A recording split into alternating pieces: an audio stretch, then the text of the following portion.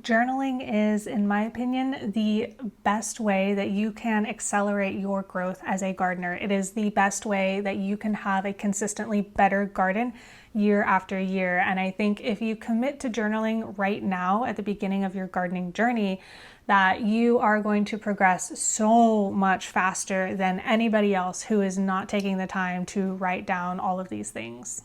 I think it's going to also give you a lot more staying power as a garden. It's going to help you avoid burnout. It's going to give you some emotional resilience when things go wrong. And it's also going to help you plan for correcting those things that have gone wrong instead of just giving up on them altogether because it's just too much. If you're new here, hi, I'm Rachel, and we're in the middle of my free garden planning for beginners course. It's right here on YouTube. If you want to catch up, I will leave the link down below. And for those of you who have been following along, we are going to start in our journal section of our planner today. So one of the reasons why I think journaling is really important for gardeners is because we often underestimate what we can remember. And I have been guilty of this so many times where something goes wrong in the garden that year, or I think of something and I'm like, oh, I'm going to change that for next year. And then I don't write it down. And guess what? It doesn't happen because I completely forget about it. And if I do remember, then I don't remember all the details and I have a lot less information to work with as far as actually making that change in my garden for the following year. So if you can minimum start by writing down all of those thoughts that you have throughout the year in a consolidated place where you can go back and reference them when you're doing all of this garden planning next year, then you're going to be miles ahead. But even deeper than that, I think journaling, and especially guided journaling with some of the prompts that I've spent a lot of time thinking through and coming up with, is going to help you think about your garden in different ways and think about yourself doing the gardening in different ways that are going to really open you up to a lot of little changes that you can make to make things better. It's also going to help you improve your outlook on the garden. I have a whole little prompt in here to help lead you through how to process when things go wrong in the garden and how to kind of come to terms with the idea of failing at gardening, not necessarily meaning that you are a failed gardener or that you have a black thumb. And I think processing these things intentionally on paper, like making yourself take these swirling thoughts and make them into words that make sense, is really valuable. Another one that I have in here that I think is really important is focusing on celebrating success, because as humans, we are so caught up in the negativity of everything that is going wrong. And that's kind of the way that we're evolutionarily wired, right? We need to watch out for the things that have gone wrong and then avoid them in the future. And it makes us really predisposed to ignoring all of the really good things. And so taking time to intentionally focus on everything that went really well, everything that you're proud of, everything that made you happy, that is going to help you feel better, first of all, especially when there is something that does go wrong. And it's also going to help you make sure that you continue doing that or do more of that in each successive garden.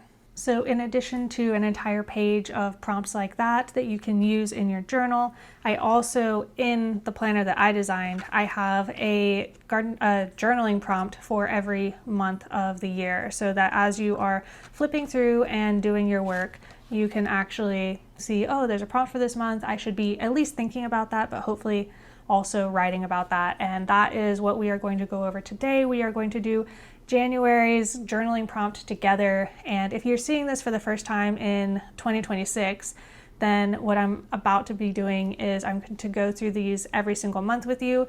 So this will be the last video for the course that comes out in January.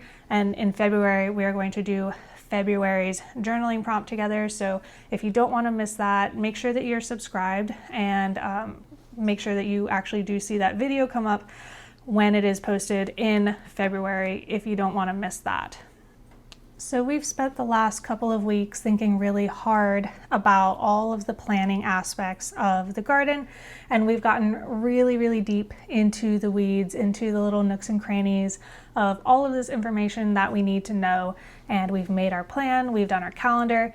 And so for the first prompt of the year, what I want to do for you is I want to help you take a step back and look again at the bigger picture.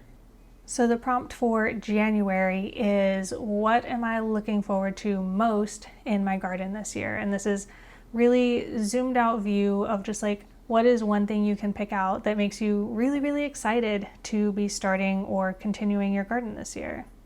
I think all the planning we just did, it is honestly absolutely exhausting, and taking a moment to step back and look at something that is really exciting and potentially the reason that you started watching this series in the first place is going to help reinvigorate you. And it's also going to help kind of direct you, like, now that you have all this information, are you still excited about the same stuff, or are you excited about different stuff? And that might be fun to discover. I think for me, my answer to this question, to what am I looking forward to most, is some of the new harvests that are going to come in this year. I have planted a bunch of fruit trees, and they are starting to get to the point where I think I might be able to get some harvest this year for the very first time. And that has been years in the making. So I am so excited to see what that production looks like. There's one of them that is making a fruit that I have never ever tasted. It's a pineapple guava. And I'm just really excited to see that fruit. Even if I only get 1 or 2 this year, I'm gonna be just thrilled about that. Another reason why I think that writing this down is going to be really fun and useful is next year when you are looking back through your journal to get ready for your second or next year gardening, it's going to be fun to see what you were most excited about and to see how that has changed over the course of a year, especially in the month of January when you are in the middle of planning and you have the power to make some changes. Seeing what you were excited about and then thinking about what you might be excited about next time, I think that's going to make a difference in how you plan, and it's going to help your garden be more intentional. All right, so your homework is to go ahead and answer this prompt for yourself in either your guide that you have downloaded and printed out, or in your own journal that you are keeping for your garden. As a reminder, the next lesson is coming out in February of 2026. If you are watching this later than that, then lucky you. You could binge them all if you want, but I do kind of recommend coming through and doing it month by month, because you're not going to have what you need in your brain to answer the next prompt until February. So you might as well wait and come back later and go ahead and watch that video. Better yet, set a reminder in your calendar on February 1st to come back and watch that journal prompt. And if you've made it this far, I am so proud of you. What we did over the last couple of weeks, it's a lot. It is a lot for me. It's a lot, especially for a new gardener, if that's what you are. So congratulate yourself on that. You've done amazing work, and I am not about to leave you alone here, okay? We still have 11 more months left in the year, 11 more lessons, and I am going to be helping you the whole way. I especially really want to hear from you how things are going. Like every single month, come back to these journaling videos and just give me a little blurb about how things are going in your garden that month. I absolutely love reading that stuff from you guys. I'm also always here to answer any questions you have, whether it's in the comments of this video. I mean, even if that's years from now, I will still be checking the comments from this video. So make sure to leave your questions down below for me if you have anything that you want me to address specifically for you.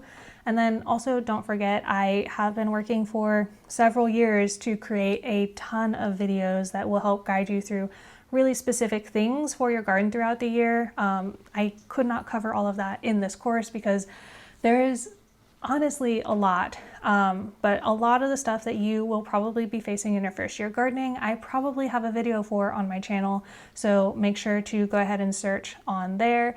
And if you come across something over the course of the year that you really need some help with, but I don't have a video for yet, absolutely let me know. I love filling in those little gaps. So just leave that in the comments and I will get to it as soon as I can. Thank you guys so much for watching, and I will see you here again in February. But until then, there will be other videos coming up on my channel, and I hope that you find them helpful. Thanks so much for watching, and until next time, happy gardening.